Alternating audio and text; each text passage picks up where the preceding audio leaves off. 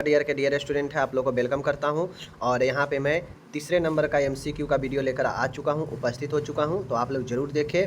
और जितने भी लोग हैं मैं यही कहूँगा, आप लोग सब्जेक्टिव ऑब्जेक्टिव दोनों को अच्छे से पढ़ें, ताकि कॉम्पिटिटिव लेवल के एग्ज़ाम में भी आपको मदद दे। कि चूँकि थर्ड ईयर के बाद सीधा आपको कंपटीशन में जाना है, और जानते हैं कंपटीशन में उसी का होगा जो अच्छे से क्लियर करके पढ़ेगा। ठीक है, बीच बीच में अगर पढ़ते हैं, अधूरा नॉलेज लेते हैं, तो फिर वो दिक्कत हो जाएगा। ठीक है तो इस प्रकार से थोड़ा ही पढ़े, एक ही क्वेश्चन पढ़े लेकिन उसको अच्छे से पढ़ लीजिए। ठीक है, बढ़िया रहेगा। बाकी हम लोग शॉर्ट लॉन्ग क्वेश्चन सब लॉन्ग क्वेश्चन करा ही चुके हैं, शॉर्ट क्वेश्चन। और यहाँ पे मैं अभी ऑब्जेक्टिव्स करा रहा हूँ, तो आप लोग अच्छे से इसको देखिए। चलिए शुरू करते हैं। कहता है ह्यूमन बीइंग में प्रेगनेंसी की ड्यूरेशन क्या है। मतलब एक मनुष्य में जो गर्भ अवस्था होता है वह कितने ड्यूरेशन, कितने अवधि का होता है। ठीक है ना, देख लीजिए कितने अवधि का होता है। 10 ल्यूनर महीने का, ठीक है ना, 9 कैलेंडर माह प्लस 7 दिन का, ठीक है ना, उसके बाद 40 सप्ताह का, 266 दिन का। तो अपने राइट आंसर कितना होगा, ऑप्शन डी 266 दिन का। ये 9 माह कैलेंडर प्लस 7 दिन, यह ईडीडी निकालने का होता है। ठीक है, ईडीडी निकालने का, तो ये मत समझ लीजिएगा कि ये वाला होता है। ठीक है ना, आगे हम लोग चलते हैं। ऑप्शन नंबर 2 है, क्वेश्चन नंबर 2 है कि प्रेगनेंसी के दौरान सर्विक्स में परिवर्तन होते हैं। ठीक है ना, चेंजेज होते हैं। क्या चेंजेज होते हैं, सर्विक्स का नर्म होना, ठीक है, हाइपरट्रोफी और hyperplasia of elastic connectivity tissue, और हाइपरप्लेसिया होता है। उपरोक्त में से सभी जो दो का राइट आंसर होगा वह ऑप्शन डी होगा। प्रेगनेंसी के दौरान सर्विक्स नरम भी हो जाता है, ठीक है, ग्रीवा जिसे बोलते हैं। साथ में इसमें हाइपरट्रोफी यानी इसमें फैलाव भी होता है, और इसमें हाइपरप्लेसिया ऑफ इलास्टिसिटी, मतलब इलास्टिसिटी मतलब समझ रहे हैं ना, लचीलापन का गुण भी इसमें पाया जाता है। और साथ में इसमें हाइपरप्लेसिया तो होता ही है, इसलिए ऑप्शन डी राइट होगा। ठीक है, 3 का क्वेश्चन है, आप लोग यहाँ पे अच्छे हैं, देख लीजिए। 3 का भ्रूण विज्ञान के दृष्टिकोण से अनुसार जो है गर्भ अवस्था की अवधि। अब यहाँ पे समझने वाला समझ गए होंगे, भ्रूण विज्ञानों के दृष्टिकोण के अनुसार, समझ रहे हैं, अनुसार गर्भ अवस्था की अवधि जो होती है वह कितनी होती है। 10 ल्यूनर माह, 9 कैलेंडर माह प्लस 7 दिन, 40 सप्ताह, 266 दिन। ठीक है, तो 3 का राइट आंसर क्या होगा, डी ही होगा, 266 दिन। ठीक है, इसको याद रखना है। आगे है गर्भावस्था के दौरान फॉलिक एसिड की कमी से क्या होता है। गर्भावस्था के दौरान फॉलिक एसिड की अगर कमी होता है शरीर में, तो उससे क्या होगा। ठीक है, गर्भावस्था के दौरान, प्रेगनेंसी के दौरान फॉलिक एसिड की कमी से होता है एक्ट्रोफी ब्लेडर, इसोफेगल एट्रेसिया, स्पाइना बाइफिरा, जन्मजात डाइफ्रेमेटिक हर्निया। तो जो बच्चा होता है उसमें स्पाइना बाइफिरा जो होता है, जो आपके रीढ़ की हड्डियों को कुबर की तरह निकल जाता है पीछे की तरफ, तो वह वाला स्पाइना बाइफिरा फॉलिक एसिड की कमी से होता है। ठीक है, 5 नंबर का क्वेश्चन है, यहाँ पे देख लीजिए। कीटोएडोसिस, ठीक है, कीटोएडोसिस होता है किसकी कमी से। कीटोएडोसिस होता है किसकी कमी से, कार्बोहाइड्रेट की कमी से, प्रोटीन, वसा, मिनरल्स की कमी से। तो कीटोएडोसिस जो होता है वह आपके कार्बोहाइड्रेट की कमी से होता है। ठीक है, याद रखना है। 6ठा नंबर का क्वेश्चन है, स्तन ब्रेस्ट किस ग्रंथि का मॉडिफिकेशन है। मतलब ब्रेस्ट जो है स्तन, वह किस ग्लैंड का मॉडिफिकेशन है, मतलब रूपांतरण है। ठीक है, सीबेसियस ग्रंथि का, इंडोक्राइन ग्रंथि का, एपोक्राइन ग्रंथि का, एंड स्वीट ग्लैंड का, स्वीट ग्रंथि का। तो हमें इसमें बताना है किसका मॉडिफिकेशन है। तो राइट आंसर होगा स्वीट ग्लैंड का। ठीक है, राइट आंसर क्या होगा, स्वीट ग्लैंड का। राइट आंसर क्या होगा अपना, स्वीट ग्लैंड का मॉडिफिकेशन है ब्रेस्ट। ठीक है, 7वां नंबर का क्वेश्चन है, प्रथम टाइमेस्टर है। ठीक है, प्रथम टाइमेस्टर जो होता है वह कितने समय को हम लोग कहते हैं, ये सब जानकारी वाला क्वेश्चन है। ठीक है, फर्स्ट ट्राइमेस्टर जो होता है वह प्रथम 12 सप्ताह, 13 से 28 सप्ताह, 29 से 40 सप्ताह, इनमें से कोई नहीं। तो फर्स्ट ट्राइमेस्टर जो होता है उससे हम लोग जो कहते हैं ऑप्शन ए, प्रथम 12 सप्ताह जो होता है वह फर्स्ट ट्राइमेस्टर होता है। ठीक है, 8वां क्वेश्चन है द्वितीय ट्राइमेस्टर होता है कितना, ठीक है। तो देख लीजिए, प्रथम 12 सप्ताह, 13 से 28 सप्ताह, 29 से 40 सप्ताह, उपरोक्त में से कोई नहीं। तो आपको पता है जब प्रथम 12 सप्ताह फर्स्ट ट्राइमेस्टर हो गया तो जो सेकेंड ट्राइमेस्टर होगा वह 13वां सप्ताह से होगा। तो 13 से 28 जो होगा वह सेकेंड ट्राइमेस्टर होगा, इसे याद रखिएगा। कहीं भी इंटरव्यू में पूछ देगा कि बताइए कि सेकेंड ट्राइमेस्टर का समय कितना होता है, कितना से कितना, तो 13 से 28 सप्ताह का, ठीक है। ओके, आगे हम लोग चलते हैं। 9वां नंबर है तृतीय ट्राइमेस्टर का समय क्या होता है। तृतीय ट्राइमेस्टर का समय क्या होता है यहाँ पे बताना है। प्रथम 12 हो चुका है, 13 से 28 सेकेंड है, तो जो तीसरा होगा वह 29 से 40 सप्ताह का होगा, ठीक है। यह थर्ड ट्राइमेस्टर जो है आपका यहाँ पे हो गया। ओके, आगे है 10वां नंबर का क्वेश्चन है आपका, गर्भावस्था की ऊंचाई फंडल हाइट जो है मध्य में नाभिनाल अम्बिलिकल्स और जिफी अस्टरम पर होता है। मतलब गर्भाशय की ऊंचाई जो है मध्य में नाभिनाल और जिफी एस्टर्नम पर होता है। कितने समय में, कितने समय में गर्भाशय की ऊंचाई नाभिनाल और जिफी एस्टर्नम के मध्य में होता है, ये पूछ रहा है हमसे, ठीक है ना। कहाँ, नाभिनाल और जिफी एस्टर्नम पर होता है, ठीक है, फंडल हाइट की ऊंचाई। तो 10 का राइट आंसर क्या होगा, 24 सप्ताह, 26 सप्ताह, 28 सप्ताह, 30 सप्ताह। तो राइट आंसर अपने होगा 30 सप्ताह में, ठीक है, फंडल हाइट। ओके 11 है, यहाँ पे देख लीजिए, गर्भाशय की ऊंचाई नाभिनाल के स्तर पर होता है। अब वहाँ पे जिफी एस्टर्नम हट चुका है, अब गर्भाशय की ऊंचाई सीधा नाभिनाल के तक चला गया है, ठीक है। तो वो लेवल कब तक पहुँचता है देख लीजिए। तो 11 का राइट आंसर अपने क्या होगा, देख लीजिए, 24 सप्ताह, 26 सप्ताह, 28 सप्ताह, 30 सप्ताह। तो जो गर्भाशय की ऊंचाई होती है वह नाभिनाल के स्तर पर पहुंच जाता है कितने समय में, तो 24 वीक्स में, ठीक है, याद रखिएगा। 12 नंबर 12 का क्वेश्चन है, अच्छा क्वेश्चन है। गर्भाशय की ऊंचाई नाभिनाल और सिम्फेसिस प्यूबिस के मध्य में होता है कितने समय में, 12 का अच्छा क्वेश्चन है। 16 सप्ताह, 26 सप्ताह, 28 सप्ताह, 30 सप्ताह। यानी गर्भाशय की ऊंचाई जो है वह नाभिनाल और सिम्फेसिस प्यूबी के मध्य रहता है, कब, तो राइट आंसर अपने होगा ऑप्शन नंबर ए 12 सप्ताह। अभी तीनों पढ़े हैं, ठीक है। नाभिनाल और जिफी एस्टर्नम में कितने में होगा वो पढ़े हैं, ठीक है। नाभिनाल पर पहुंच जाएगा कितने में, वो पढ़े हैं, ठीक है। गर्भाशय की ऊंचाई जो है नाभिनाल और सिम्फेसिस प्यूबिस के मध्य मतलब बीच में, ठीक है, कि बीच में होता है कितने सप्ताह में, आप ये भी देख लिए, ठीक है। आगे हम लोग चलते हैं। 13 नंबर का क्वेश्चन है, कहता है गर्भावस्था के दौरान आवश्यकता होती है कैल्शियम की कितनी। मतलब प्रेगनेंसी के दौरान कैल्शियम की ज़रूरत होती है, दौरान जो रिक्वायर्ड होती है कितनी होती है, ठीक है। 30 नंबर का 1.5 GM प्रतिदिन, ठीक है, देख लीजिए 2.0 ग्राम प्रतिदिन, 2.5 ग्राम प्रतिदिन, 3 ग्राम प्रतिदिन, ठीक है। तो जो प्रेगनेंसी के दौरान जो कैल्शियम की रिक्वायर्ड होती है प्रतिदिन, ठीक है, दौरान आवश्यकता होती है वह कितनी होती है, और वो राइट होता है 1.5 ग्राम, ठीक है, 1.5 ऑप्शन ए राइट आंसर, ठीक है। चलिए आगे है 14 नंबर का क्वेश्चन है, अच्छा क्वेश्चन है, ठीक है ना। देख लीजिए 14, एक गर्भवती स्त्री है, प्रेग्नेंट वुमेन है, उसको कितना एक्स्ट्रा कैलोरी लेना चाहिए। मतलब सीधी सीधी बात है, क्वेश्चन कितना बार मैं बता चुका हूँ। एक महिला है, ठीक है, वो प्रेग्नेंट है, तो उसको कितना एक्स्ट्रा अतिरिक्त कैलोरी लेना चाहिए, ठीक है ना। 300 kilo calorie, 500 kilo calorie, 1000 kilo calorie and नीचे है आपका 100 किलो कैलोरी। तो राइट आंसर क्या होगा अपने, तो अपने राइट आंसर होगा टोटल कितने कैलोरी एक्स्ट्रा लेनी चाहिए, ठीक है ना। तो वो होगा 14 का आपका 300 किलो कैलोरी, ठीक है, कितने, 300 kilo calorie is the right answer. Okay आगे चलते हैं। 15 नंबर का जो क्वेश्चन है, अच्छा क्वेश्चन है, देख लीजिए। 15 नंबर का जो क्वेश्चन है बढ़िया है, कह रहा है भ्रूण की हृदय का धड़कन फीटल हार्ट रेट को प्रथम बार आकलन करना। मतलब प्रथम बार आप कब आकलन कर सकते हैं भ्रूण की हृदय के धड़कन को, ठीक है। प्रथम बार 2 से 3 सप्ताह के बीच, 8 से 10 सप्ताह के बीच, 10 से 12 सप्ताह के बीच, 16 से 18 सप्ताह के बीच। तो जो राइट आंसर होगा वह 8 से 10 सप्ताह के बीच आप भ्रूण के हृदय का धड़कन जो है आकलन कर सकते हैं, ठीक है। 16 नंबर का क्वेश्चन है आपका। 16 नंबर का जो क्वेश्चन है देख लीजिए। 16 नंबर का जो क्वेश्चन कहता है, एक महिला जिसने पहली बार बच्चे को जन्म दिया हो। ये सारे क्वेश्चन बहुत इंपॉर्टेंट है नॉलेज के लिए, ठीक है ना। एक महिला जो प्रथम बार बच्चे को जन्म दिया हो, उस महिला को हम लोग क्या कहते हैं, मिडवाइफरी में, ठीक है।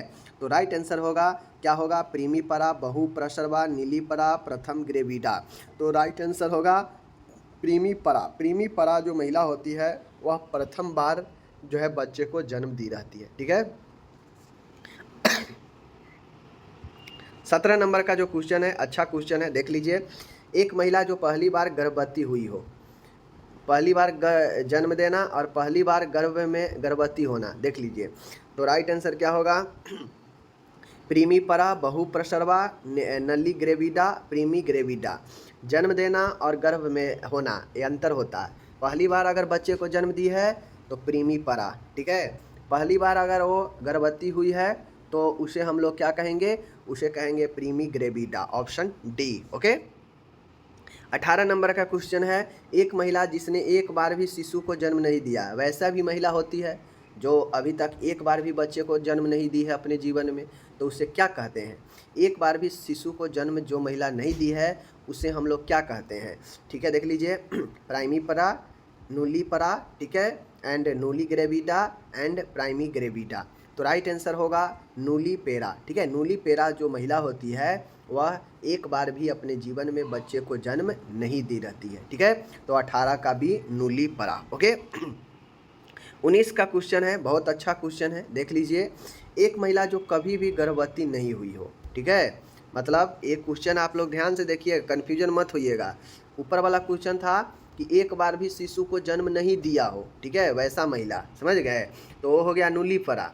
लेकिन जो महिला कभी भी गर्भवती नहीं हुई हो उससे क्या कहते हैं। 19 दोनों क्वेश्चन में डिफरेंस है। ऊपर का जो जन्म देना और प्रेग्नेंट होना उसमें भी अंतर था, यहाँ भी है जन्म नहीं दिया हो, प्रेग्नेंट हुई ही नहीं हो, तो इसमें भी थोड़ी सी अंतर है। तो राइट आंसर क्या होगा, यहाँ पे देख लीजिए, एक महिला जो कभी भी गर्भवती नहीं हुई हो, प्राइमरी परा, नूली ग्रेविडा, प्राइमरी ग्रेविडा। तो देखिए गर्भवती का मामला में ग्रेविडा, ठीक है, जन्म देने के मामला में परा। तो अगर कभी भी बच्चे को जन्म नहीं दिया हो तो नूली परा, अगर प्रेग्नेंट ही नहीं हुई हो तो नूली ग्रेविडा। बातें को समझ रहे हैं। उसी प्रकार से ये भी था, प्राइमरी परा वाला और प्राइमरी ग्रेविडा वाला, समझ रहे हैं ना। 20 नंबर का क्वेश्चन है, अच्छा क्वेश्चन है, कन्फ्यूजन मत होना है, अच्छे से समझिए। प्रसव के दौरान गर्भाशय संकुचन का कम होना क्या कहते हैं, ठीक है। लेबर के दौरान यूटेराइन कॉन्ट्रैक्शन जो है यह कम होना क्या कहते हैं, उसको होपोटोनिया कहते हैं, होपोटोनिया कहते हैं, पॉलीसिस्टोल कहते हैं, हाइपरटोनिया कहते हैं, एंड देख लीजिए ओलिगोसिस्टोल कहते हैं, क्या कहते हैं। तो 20 नंबर का जो अपना क्वेश्चन है वह क्वेश्चन क्या होगा, 20 नंबर का राइट आंसर होपोटोनिया, ठीक है। 20 नंबर का राइट आंसर क्या होगा, 20 नंबर का राइट आंसर होगा होपोटोनिया। होपोटोनिया यूटेराइन में कंट्रैक्शन कम होना को हम लोग कहते हैं, ठीक है। आगे चलिए, 21 नंबर का क्वेश्चन है, अच्छा क्वेश्चन है। जैकमियर चिन्ह को क्या कहते हैं। जो जैकमियर चिन्ह होता है, साइन होता है, उससे हम लोग क्या कहते हैं, Osiander sign, Chadwick sign, Goodell sign, Hegar's sign, क्या कहते हैं। तो जैकमियर साइन को हम लोग जो है चैडविक साइन भी कहते हैं। Option B is the right answer, ठीक है, option B is the right answer, okay. आगे चलते हैं। जैकमियर चिन्ह है, जैकमियर चिन्ह क्या है, जैकमियर चिन्ह क्या है, एंटेरियर वेजिनाइलल म्यूकोसा का नीला होना, ठीक है, लेटरल फॉर्निक्स द्वारा बरी हुई पल्सेठान महसूस करना, सर्विक्स का छठा सप्ताह नर्म हो जाना, आधा गर्भाशय को ज़्यादा नर्म हो जाना दूसरे आधे गर्भाशय से, ठीक है। तो जैकमियर साइन जो कहता है 22 नंबर का क्वेश्चन कि एंटेरियर भाग जो है वेजिना का जो म्यूकोसा है वह नीला हो जाता है, वह जैकमियर साइन होता है, ठीक है। 23 नंबर का क्वेश्चन है, ओसिएंडर चिन्ह क्या कहता है। ओसिएंडर, ये सब चिन्ह आपके एग्जाम में पूछ लेगा और आपको नहीं पता होगा तो फिर दिक्कत हो जाएगी, ठीक है ना। तो 23 नंबर का जो क्वेश्चन कहता है, 23 नंबर का जो क्वेश्चन कहता है, देख लीजिए, कह रहा है ओसिएंडर चिन्ह क्या कहता है। ओसिएंडर चिन्ह क्या कहता है, एंटेरियर वेजिनाइलर म्यूकोसा का नीला हो जाना, ठीक है, लेटरल फॉर्निक्स द्वारा बढ़ी हुई धड़कन महसूस करना, सर्विक्स का छठा सप्ताह में नरम हो जाना, ठीक है, एंड आधा गर्भाशय दूसरे आधे से ज़्यादा नरम होना। तो ओसिएंडर साइन ये कहता है कि जो लेटरल फॉर्निक्स है उसके द्वारा जो बढ़ी हुई धड़कन महसूस करना, ठीक है। तो लेटरल फॉर्निक्स वाला जो वर्ड है वह ओसिएंडर साइन में है, ये ध्यान में रखिएगा, ठीक है। 24 नंबर का क्वेश्चन है अपना, यहाँ पे देख लीजिए। 24 है गुडेल्स चिन्ह है, ठीक है। गुडेल साइन क्या है? गुडेल साइन के बारे में पूछ रहा है, ठीक है ना। तो गुडेल साइन जो होता है 24 नंबर का, देख लीजिए। गुडेल साइन आपका जो कहेगा वह राइट आंसर होगा कि गर्भाशय ग्रीवा का छठा सप्ताह में ज़्यादा नर्म हो जाना। तो जो गुडेल साइन कहता है कि सर्विक्स का छठे सप्ताह में ज़्यादा नर्म हो जाना, गुडेल साइन, ठीक है। एंड 25 नंबर का है यहाँ पे क्वेश्चन, पिस्कैक्स चिन्ह क्या कहता है? 25 पिस्कैक्स चिन्ह क्या कहता है? पिस्कैक्स चिन्ह कहता है कि गर्भाशय का एक आधा हिस्सा अन्य आधे की तुलना में अधिक दृढ़ होना, ठीक है। ये चीज़ें याद रखिएगा, पिस्कैक्स साइन, ओके। साइन वाला जो इम्पोर्टेंट था बता दिए। अब आता है 26 नंबर का क्वेश्चन। 26 है एक्लेम्सिया की स्थिति में स्वैच्छिक मांसपेशी वॉलेंटियर मसल्स का संकुचित और आरामदायक स्थिति में आ जाना स्थिति क्या कहलाती है? मतलब एक्लेम्सिया के कंडीशन में जो वॉलेंट्री मसल्स है, जो स्वैच्छित मांसपेशी है, वह संकुचित और आरामदायक स्थिति में आ जाता है, उस स्थिति को क्या कहते हैं, ठीक है। 20 मतलब एक महिला प्रेग्नेंट है, उसमें एक्लेम्सिया है, और एक्लेम्सिया में उस महिला का जो जितने भी वॉलेंट्री मसल्स है वह संकुचित हो गया और आरामदायक स्थिति में आ गया, तो उसे हम लोग क्या कहेंगे? क्या कहेंगे? प्री मॉनिटरिंग अवस्था कहेंगे, टॉनिक अवस्था कहेंगे, क्लोनिक अवस्था कहेंगे, या कोमा की अवस्था कहेंगे। तो देखिए मसल्स का संकुचित हो जाना, ठीक है, आरामदायक स्थिति में आ जाना, यह एक सीजर का जो है आपका फेज होता है, और वह फेज जो होगा वह क्लोनिक अवस्था होगा, क्लोनिक स्टेज होगा, ठीक है। 26 का सी, ठीक है, याद रखिएगा। आगे है माय डियर 27 नंबर का क्वेश्चन है, अच्छा क्वेश्चन है, देख लीजिए। कहता है प्री एक्लेम्सिया के क्लिनिकल लक्षण क्या है? आप लोग को मैं पढ़ाया हूँ डिटेल से भी कि प्री एक्लेम्सिया में क्या होता है, देख लीजिए। दाब गर्तक, प्री एक्लेम्सिया में क्या होता है? दाब गर्तक, मूत्र में प्रोटीन होना, ठीक है। उसके बाद उपरोक्त में से सभी, इनमें से कोई नहीं, ठीक है, मैं बता देता हूँ। 27 नंबर का जो क्वेश्चन है वह ऑप्शन सी है, उपरोक्त में से सब। प्री एक्लेम्सिया में बीपी भी बढ़ा हुआ होता है, मूत्र में प्रोटीन भी आता है, ठीक है ना। तो इस हिसाब से आपका उपरोक्त सभी होगा, ये भी होगा, ठीक है। और प्री एक्लेम्सिया के लक्षण में हम लोग जो है सीजर जोड़ देते हैं, दौरा आना जिसे बोलते हैं, वो अगर हम लोग जोड़ देते हैं तो वह एक्लेम्सिया बन जाता है, पता है। चलिए 28 नंबर का जो क्वेश्चन है, अच्छा क्वेश्चन है, देख सकते हैं। भ्रूण के हृदय फीटल हार्ट में ऑक्सीजन युक्त प्लेसेंटा में प्लेसेंटा जो देखिए भ्रूण के हृदय में ऑक्सीजन युक्त रक्त जो है प्लेसेंटा में किसके द्वारा जाता है, ठीक है, ये पूछ रहा है, ठीक है ना। चलिए 28 नंबर का question option B, ductus venosus, ठीक है, डक्टस वीनोसस, याद रखिए। 29 नंबर का क्वेश्चन है प्री एक्लेम्सिया और एक्लेम्सिया के रक्त विज्ञान हीमोटोलॉजिकल चेंजेस संबंधी परिवर्तन आते हैं, ठीक है। प्री एक्लेम्सिया और एक्लेम्सिया के रक्त विज्ञान संबंधी परिवर्तन आते हैं, ठीक है, आते हैं। कह रहा है कि प्री एक्लेम्सिया है और एक्लेम्सिया है, इसके रक्त विज्ञान से संबंधित परिवर्तन आते हैं। प्लाज्मा आयतन की कमी, ठीक है, रक्त सांद्रता, हीमोकंस्ट्रेशन, स्कंदन विकार, उपरोक्त में से सभी। मतलब प्री एक्लेम्सिया और एक्लेम्सिया में जो रक्त विज्ञान होता है, जिसमें हम लोग रक्त के बारे में अध्ययन करते हैं, उसमें क्या परिवर्तन आता है प्री एक्लेम्सिया और एक्लेम्सिया में? तो प्लाज्मा आयतन की कमी, रक्त सांद्रता, स्कंदन विकार, इनमें से सभी जो है आपके समस्या परिवर्तन आते हैं, ठीक है। 30 नंबर का क्वेश्चन है, देख सकते हैं यहाँ पे।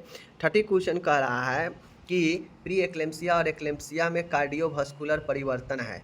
क्या परिवर्तन है? कार्डियोवास्कुलर परिवर्तन, समान वाहिका कर्ष, ठीक है, वाहिका कर्ष, परिसरीय वास्कुलर प्रतिरोध बढ़ना, CVP का कम होना, उपरोक्त में से सभी। तो देखिए प्री एक्लेम्सिया और एक्लेम्सिया में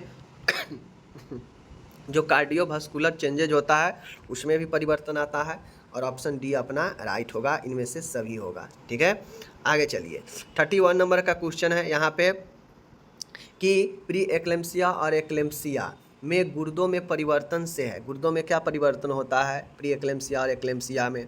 GFR का कम होना, रीनल प्लाज्मा दर का कम होना, सीरम यूरिक एसिड बढ़ना, उपरोक्त में से सभी। तो 31 का भी आपका डी ही होगा। प्री एक्लेम्सिया और एक्लेम्सिया के केस में गुर्दा में जो परिवर्तन होता है उसमें GFR कम हो जाता है, रीनल प्लाज्मा दर कम हो जाता है, सीरम यूरिक एसिड भी बढ़ जाता है, यानी उपरोक्त में से सभी होता है। ठीक है, तो गुर्दे पर ध्यान देना चाहिए, हार्ट पर भी ध्यान देना चाहिए। ठीक है, क्योंकि इस समय परिवर्तन आता है एक्लेम्सिया और प्री एक्लेम्सिया में। एक किडनी वाला था, ये आपका कार्डियोवास्कुलर हृदय तंत्रिक संरचना है, हृदय जो परिवहन है कार्डियोवास्कुलर उसमें भी चेंजेज आता है। ठीक है, और साथ में आपके रक्त में भी आपके चेंजेज आता है, तो उस सब पर ध्यान देना चाहिए कार्डियो जब प्री एक्लेम्सिया और एक्लेम्सिया का लक्षण हो तो। ठीक है, तो इन सब चीज़ों पर ध्यान देने से आप बेहतर कर सकते हैं एक प्रेग्नेंट वुमेन को। ठीक है, तो इस प्रकार से ये आपका मैंने अच्छा क्वेश्चन जो भी था मैंने आज कराया। बाकी आप पढ़िए, अच्छे से पढ़िए, 3rd ईयर है, लास्ट है, जितना हो सके पढ़ लीजिएगा, बेहतर रहेगा। ओके।